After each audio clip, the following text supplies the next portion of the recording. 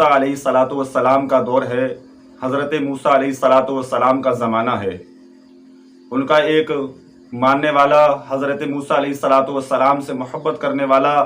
بے پناہ حضرت موسیٰ علیہ الصلاۃ والسلام پر ایمان لانے والا ایک انسان ہے، طبیعت خراب ہو جاتی ہے، بیمار ہو گیا، چارپائی پہ لیٹا ہوا ہے، بدن میں اتنی طاقت بھی نہیں کہ کہیں اٹھ کر جا سکے، چارپائی پہ لیٹا ہوا ہے، بستر پر موجود ہے، طبیعت علیل ہے، طبیعت خراب ہو چکی ہے۔ حضرات محترم، جب انسان بیمار ہوتا ہے، طبیعت خراب ہوتی ہے تو طرح طرح کے خیال ذہن میں، دماغ میں آیا کرتے ہیں۔ اب یہ بستر پہ لیٹا ہوا ہے، ذہن میں سوال گونج رہا ہے، ذہن میں بار بار یہی خیال آ رہا ہے، مولا میں بیمار ہوں اور میرے بچنے کی امید بھی نہیں ہے، بچنے کی حالت بھی نہیں ہے، ایسا لگ رہا ہے کہ میرا انتقال ہونے والا ہے۔ پروردگار عالم، میرے بعد میرے بچوں کا کیا ہوگا، میرے بعد میرے گھر والوں کا کیا ہوگا؟ یہ اکثر لوگوں کے ذہن میں، دماغ میں یہ خیال آیا کرتے ہیں اور آنے بھی چاہیے، کیونکہ حضرات محترم، اگر جب بیٹا جوانی کے حالت میں، جوانی کی کنڈیشن میں، جوانی کی دہلیز کو پار کرتے ہوئے انتقال کر جاتا ہے تو مرنے کے وقت یہ خیال آتا ہے کہ مرنے کے بعد میرے ماں باپ کا کیا ہوگا، یا اگر بوڑھے ماں باپ کا انتقال ہوتا ہے تو ان کے ذہن میں، ان کے دماغ میں بھی یہ سوال پیدا ہوا کرتا ہے کہ مرنے کے بعد میری اولاد کا کیا ہوگا، میرے بچوں کا کیا ہوگا، میرے گھر والوں کا کیا ہوگا، میری شریک حیات کا کیا ہوگا۔ یہ سوال اکثر لوگوں کے ذہن میں آیا کرتے ہیں، آنے بھی چاہیے، کیونکہ حضرات محترم گھر والوں سے عشق ہوتا ہے، گھر والوں سے بھی پیار ہوتا ہے۔ اب اس انسان کے ذہن میں، دماغ میں یہی سوال گونج رہا ہے، مولا میرا انتقال ہونے والا ہے، طبیعت علیل ہے، طبیعت ناشاد ہے، ایسا لگ رہا ہے کہ انتقال ہونے ہی والا ہے، مولا میرے بعد میرے بچوں کا کیا ہوگا۔ اسی کشمکش کے عالم میں آنکھوں سے آنسو چھلکنے لگتے ہیں، آنکھوں سے آنسو ٹپکنے لگتے ہیں۔ جب آنکھوں سے آنسو چھلکے، آنسو ٹپکے، پیارے اسلامی بھائیوں، اس کی شریک حیات، اس کی بیوی محترمہ اس کے قریب آئی اور کہا، میرے سرتاج رونے کا سبب کیا ہے، میرے سرتاج رونے کی وجہ کیا ہے؟ حضرات، بیوی جو تھی وہ دیندار تھی، سمجھدار تھی۔ ایک بات اور بتاتا چلوں پیارے، کہ اگر گھر کے اندر بیوی نیک ہوتی ہے، سمجھدار ہوتی ہے، نبی کی سیرت پڑھنے والی ہوتی ہے، اللہ اور اس کے رسول کی فرما بردار ہوتی ہے، تو وہ گھر جو ہے وہ جنت بن جایا کرتا ہے۔ اور جب بیوی خراب ہوا کرتی ہے، بیوی صحیح نہیں مل پاتی ہے، تو حضرات محترم وہ گھر جنت نہیں بلکہ جہنم بن جایا کرتا ہے۔ پیارے اسلامی بھائیوں، اب اس انسان کی جو شریک حیات ہے، جو بیوی محترمہ ہے، بڑی نیک بیوی تھی، سمجھانے لگتی ہے شوہر کے لیے، کہا میرے سرتاج آپ فکر نہ کرو، آپ ٹینشن نہ لو، اللہ ہمارا محافظ ہے، پروردگار عالم بڑا رحمان الرحیم ہے، وہ اپنے ہر بندے پہ کرم فرمایا کرتا ہے، اپنے ہر بندے پہ رحم فرمایا کرتا ہے، آپ بے فکر رہیے، آپ ٹینشن کیوں لیتے ہیں، آپ کی طبیعت ٹھیک ہو جائے گی، آپ اچھے ہو جائیں گے پہلا کی طرح۔ لیکن حضرات محترم، طبیعت زیادہ خراب تھی، بیوی تسلی نہ دے سکی،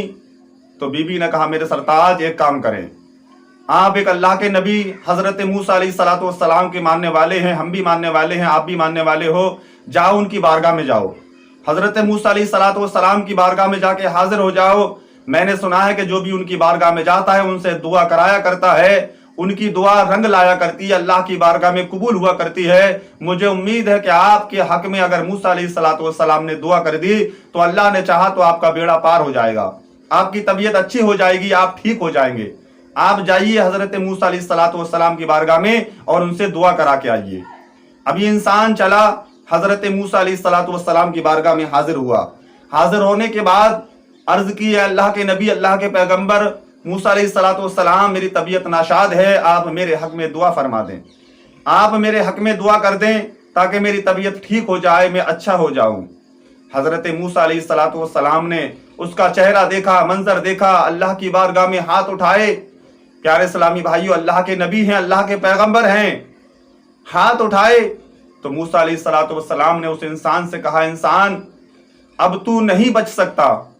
تیری موت کا وقت قریب آ گیا ہے، تیرے انتقال کا وقت نزدیک آ گیا ہے، تو کل مرنے والا ہے، تو کل کا سورج نہیں دیکھ سکتا، کل سورج نکلنے سے پہلے تیرا انتقال ہو جائے گا۔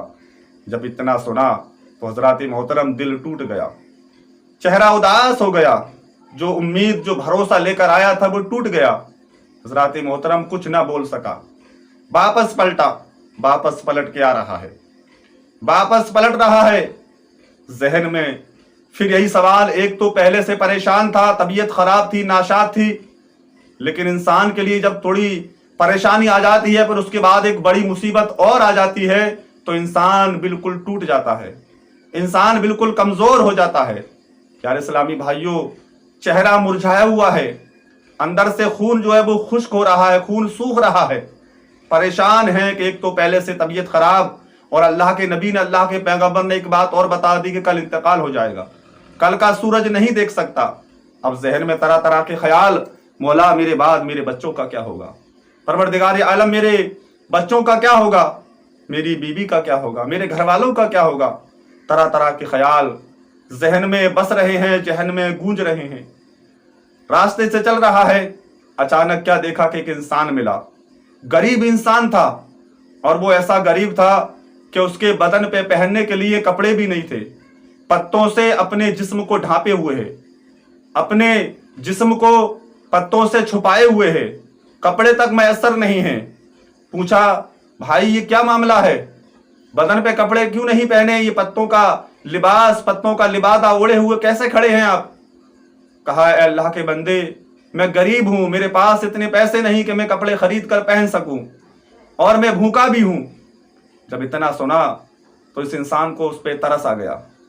ख्याल आया, सोचा मैं तो कल मरने वाला हूं, कल मेरा इंतकाल होने वाला, अल्लाह के नबी ने बता दिया, अल्लाह के पैगंबर ने बता दिया, क्यों ना अपने बदन के, अपने जिस्म के कपड़े उतार के इस गरीब को दे दिए जाएं। अब उस इंसान ने, उस बीमार ने अपने जिस्म के कपड़े उतारे और उस गरीब के हवाले कर दिए, कपड़े उसने पहने और कुछ पैसे भी अता किए, आपने के जाओ ये ले जाओ और कुछ खाना खा लेना। अब इसने कपड़े पहने और कुछ पैसे लेके चला गया, खाना खाया, रब की बारगाह में जरूर दुआ करी होगी, परवरदिगार आलम जिस इंसान ने मेरा पेट भराया है, मेरा बदन ढक्का है, परवरदिगार आलम तू उसे लंबी उम्र अता फरमा, परवरदिगार आलम तू उसकी उम्र में बेपनाह बरकतें अता फरमा। जिस इंसान ने मेरा पेट भराया है, जिसने मुझे पहनने को कपड़े दिए हैं, परवरदिगार तू उसकी परेशानी को दूर अता फरमा। अब ये वहां से आगे बढ़ता है, अपने घर की जानिब रुखसत होता है, आगे बढ़ा, एक कब्रिस्तान के करीब से गुजर हुआ तो क्या देखा कि उस कब्रिस्तान में एक छोटा सा बच्चा अपने बाप के कब्र के पास खड़ा हुआ है और रो रहा है। जब इस इंसान ने उस बच्चे की रोने की आवाज को सुना, उस बच्चे की आवाज को सुना, उस बच्चे के करीब गए, जाके देखा तो क्या देखा, ये जो छोटा सा बच्चा अपने बाप के कब्र के पास खड़ा हुआ है और रो रहा है और बार बार इस बात को दोहरा रहा है, इस बात को पुकार रहा है, बाबा आप तो हमें छोड़ के चले गए, हम यतीम हो गए, जब आप दुनिया में थे तो हमारे रिश्तेदार भी हमारे घर आया करते थे, हमारी खैरियत मालूम किया करते थे, हमसे पूछा करते थे, बाबा आपके जाने के बाद कोई हमारी खबर नहीं लेता, आपके जाने के बाद हमारे पड़ोसियों ने हमारी खबर लेना बंद कर दी है, हमारे रिश्तेदारों ने आना बंद कर दिया है, बाबा तुम्हारे जाने के बाद हमारी दुनिया उजड़ चुकी है, बाबा आज हम 2 दिन से भूखे हैं, बाबा मैंने 2 दिन से खाना नहीं खाया है और मेरी माँ ने भी 2 दिन से खाना नहीं खाया है, मैं भी 2 दिन से भूखा हूं, मेरी माँ भी 2 दिन से भूखी है, बाबा हम यतीम हो गए हैं, हमारी कोई खैर खबर लेने वाला नहीं है, हमें कोई देखने वाला नहीं है। हज़रात जब बाप का साया सर से उठ जाता है, बाप छोड़कर दुनिया से रुखसत हो जाता है, तो उन बच्चों के कलेजों से पूछो कि जिन बच्चों के माँ बाप नहीं हैं, जिन बच्चों के वालिद नहीं हैं, जब बाप है तो दुनिया की सारी चीजें अपनी हैं, बाप मौजूद है तो दुनिया की सारी चीजें अपनी हैं। प्यारे इस्लामी भाइयों, बाप क्या होता है, बाप की अहमियत क्या होती है। बाबा जब से आप दुनिया से गए हैं, रुखसत हुए हैं, हमें कोई देखने वाला नहीं है, हमारी कोई खैर खबर लेने वाला नहीं है, बाबा 2 दिन से मैं भूखा हूं, मेरी माँ भूखी है। हज़रात जब इस मरीज ने, इस इंसान ने उस बच्चे की जबान से इन जुमलों को सुना, कहा बेटा परेशान न हो, बेटा घबराने की जरूरत नहीं है। इस इंसान के पास पैसों की थैली थी, इसने उस पैसों की थैली को निकाला और उस बच्चे के हवाले कर दिया, कहा बेटे जा, ये पैसों की थैली है, इसको ले जा, पूरी जिंदगी तो तेरी ना कट सकती, लेकिन कुछ दिन जरूर तेरे आराम से गुजर सकते हैं, कुछ दिन जरूर तेरे और तेरी माँ के आराम से कट सकते हैं, इसमें काफी पैसे हैं, जा ले जा, کھانا خریدنا، خود بھی کھانا، اپنی ماں کو بھی کھلانا۔ حضرات محترم، ابھی بچہ اس پیسوں کی تھیلی کو لے کر اپنے گھر روانہ ہوتا ہے، راستے سے کھانا خریدتا ہے، کھانا لیا اور اپنے گھر پہنچا، اپنی ماں کو ساری داستان بتائی، ساری حقیقت بتائی، سارا ماجرا اپنی والدہ کو بتایا۔ ماں نے پہلا لقمہ اٹھایا، بچے نے پہلا لقمہ اٹھایا اور رب کی بارگاہ میں دعا کری، مولا پروردگار عالم، رب ذوالجلال، جس انسان نے ہمارا پیٹ بھرایا ہے، مولا جس نے ہمیں کھانے کو روٹی عطا فرمائی ہے، پروردگار عالم تو اس کی لمبی عمر عطا فرما دے، مولا تو اس کی پریشانی دور عطا فرما دے، مولا تو اس کی بیماری دور عطا فرما دے۔ اب ان ماں بیٹے نے اس انسان کے لیے دل سے دعا کری، دل سے دعا کری۔ اب یہ انسان اپنے گھر پہنچا، یہ مریض جس کو کہ حضرت موسیٰ علیہ السلام نے کہا تھا کل تیرا انتقال ہو جائے گا، کل کا سورج تجھے دیکھنے نہیں ملے گا، سورج نکلنے سے پہلے تیرا انتقال ہو جائے گا، اپنے گھر پہنچتا ہے، چہرہ اداس ہے،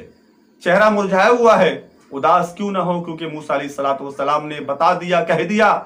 کل سورج نکلنے سے پہلے تیرا انتقال ہو جائے گا۔ اب یہ گھر پہنچا، بی بی نے اترا ہوا چہرہ دیکھا، کہا حضرت موسیٰ علیہ السلام سے دعا کرائیے آپ؟ ضرور حضرت موسیٰ نے آپ کے لیے دعا کری ہوگی، اس لیے آپ خاموش ہیں، آپ کچھ بول نہیں پا رہے ہیں۔ جب اتنا سنا تو بڑی سنجیدگی کے ساتھ، بڑی سکون کے ساتھ اس اللہ کے بندے نے کہا، میری شریک حیات موسیٰ علیہ السلام کی بارگاہ میں گیا ضرور تھا، موسیٰ علیہ السلام کے پاس میں گیا ضرور تھا، لیکن انہوں نے مجھ سے کہا کہ کل تیرا انتقال ہو جائے گا، کل کا سورج تجھے دیکھنے نہیں ملے گا، سورج نکلنے سے پہلے تیرا انتقال ہو جائے گا۔ جب اتنا سنا تو پیروں کے تلے کی زمین کھسک جاتی ہے، پیروں کے نیچے کی زمین کھسک جاتی ہے۔ حضرات بیوی جو تھی بڑی نیک تھی، دیندار تھی، شوہر کے مقام کو، شوہر کے مرتبے کو سمجھنے والی تھی، جاننے والی تھی، چہرہ اداس ہوا۔ اب تو پختہ مکمل یقین ہو گیا کہ حضرت موسیٰ نے جب فرما دیا ہے تو انتقال ہونا ہی ہونا ہے۔ پیارے اسلامی بھائیوں، کچھ بول پاتی اس سے پہلے شوہر نے کہا، میری شریک حیات کوئی جملہ اپنی زبان سے ایسا مت نکالنا جو پروردگار عالم کو ناگوار پیدا ہو۔ حضرات محترم، خاموش رہی، رب کی بارگاہ میں دعا کری، مولا جس میں تو راضی ہے اسی میں ہم راضی ہیں، پروردگار عالم تو اپنے بندوں کے ساتھ جو کرتا ہے وہ اچھا ہی کرتا ہے، بہتر کرتا ہے۔ رب کی بارگاہ میں دعا کرنے لگی، مولا جس حال میں تو رکھے ہم اس حال میں رہنے کو تیار ہیں، پروردگار عالم جو تو کرتا ہے اپنے بندوں کے ساتھ اچھا کرتا ہے، بہتر کرتا ہے۔ رب سے کوئی شکایت نہیں کی، رب سے کوئی شکوہ نہیں کیا۔ حضرات محترم، شام کا وقت تھا، اب اس نے کہا اپنی شریک حیات سے، میری شریک حیات دو مصلے بچھاؤ، ہماری آخری رات ہے آج، ہم پوری رات اللہ کی عبادت کرنا چاہتے ہیں، پوری رات اللہ کا ذکر کرنا چاہتے ہیں۔ مصلے بچھائے دو، پوری رات اللہ کی عبادت کری۔ ایک طرف اس انسان نے اور اس کی بیوی نے، دونوں نے مل کر پوری رات اللہ کا ذکر کیا، لیکن حضرات محترم جب صبح ہونے والی تھی، فجر کی اذان ہونے والی تھی، جو گھڑی بولتی ہے، ٹک ٹک کی جو آواز آتی ہے، ادھر گھڑی میں ٹک ٹک کی آواز آ رہی تھی، ادھر اس کی دل کی دھڑکن بڑھ رہی تھی۔ یہ دل کی دھڑکن بڑھ رہی تھی کہ مولا سورج نکلنے سے پہلے میرا انتقال ہو جائے گا۔ فجر کی اذان ہوئی، اب دل اور پریشان کہ بس کچھ لمحات کا، کچھ منٹ کا اور مہمان ہوں، انتقال ہونے والا ہے۔ لیکن حضرات فجر کی اذان ہوئی، فجر کی نماز ادا کری دونوں میاں بیوی نے، سورج نکلا، انتقال نہیں ہوا، سورج نکلا، انتقال نہ ہوا، پھر عبادت میں لگے رہے۔ سوچا حضرت موسیٰ علیہ السلام نے فرمایا تھا کہ سورج نکلنے سے پہلے انتقال ہو جائے گا، لیکن سورج نکل گیا اور میرا انتقال بھی نہ ہوا، میں مرا بھی نہیں، پورا دن ہو گیا۔ پھر خیال آیا، سوچا کہ شاید حضرت موسیٰ علیہ السلام نے کل کا سورج کہا ہو۔ رات آئی، دوسری رات، پھر دوسری رات، پوری رات اللہ کی عبادت کری، پوری رات اللہ کا ذکر کرا، سورج نکلا لیکن پھر بھی انتقال نہ ہوا۔ 2 راتیں گزر گئیں، 2 مرتبہ 2 دن کے سورج نکل چکے، لیکن انتقال نہیں ہوا۔ جب انتقال نہیں ہوا، اب رہا نہ گیا، فوراً اٹھا اور حضرت موسیٰ علیہ السلام کی بارگاہ میں حاضر ہوئے۔ عرض کی، اللہ کے نبی، اللہ کے پیغمبر، آپ کا فیصلہ ہم نے حق مانا، آپ نے کہا کہ کل سورج نکلنے سے پہلے تیرا انتقال ہو جائے گا، لیکن میرا انتقال نہ ہوا، میری موت نہ آئی، میں مرا نہیں۔ اے موسیٰ علیہ السلام، وجہ کیا ہے، سبب کیا ہے؟ آپ تو اللہ کے نبی ہیں، اللہ کے پیغمبر ہیں، آپ تو جھوٹ نہیں بولا کرتے، لیکن آپ نے میرے ساتھ ایسا مذاق کیوں کیا؟